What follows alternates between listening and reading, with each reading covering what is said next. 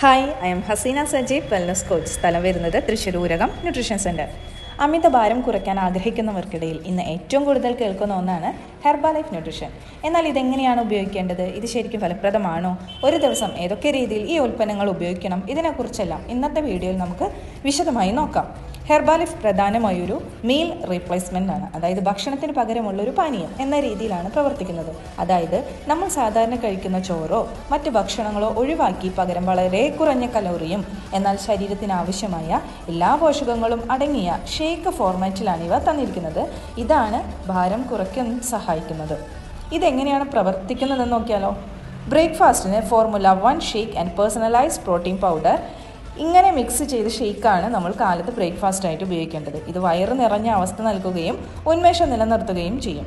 ഇനി ഇടനേരങ്ങളിൽ ചായക്കോ കാപ്പിക്കോ പകരം fresh energy ഡ്രിങ്കാണ് ഉപയോഗിക്കേണ്ടത്. ഇത് ശരീരത്തിലെ മെറ്റബോളിസം വർദ്ധിപ്പിക്കാനായിട്ട് സഹായിക്കും.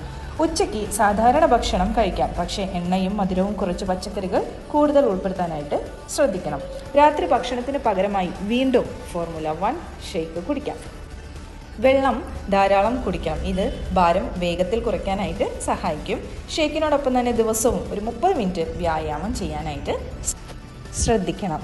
സ്വന്തമായി വാങ്ങി ഉപയോഗിക്കുന്നതിനേക്കാൾ ഒരു ഹെർബാലൈഫ് വെൽനസ് കോച്ചിൻ്റെ നിർദ്ദേശപ്രകാരം നിങ്ങളുടെ ശരീരഭാരത്തിനനുസരിച്ചുള്ള പ്ലാൻ തയ്യാറാക്കുന്നതാണ് നല്ലത്. കൃത്യമായ ചിട്ടയോടും ഭക്ഷണക്രമത്തോടും കൂടി ഹെർബാലൈഫ് ഉപയോഗിച്ചാൽ തീർച്ചയായും വളരെ നല്ല മാറ്റം കാണാനായിട്ട് സാധിക്കും.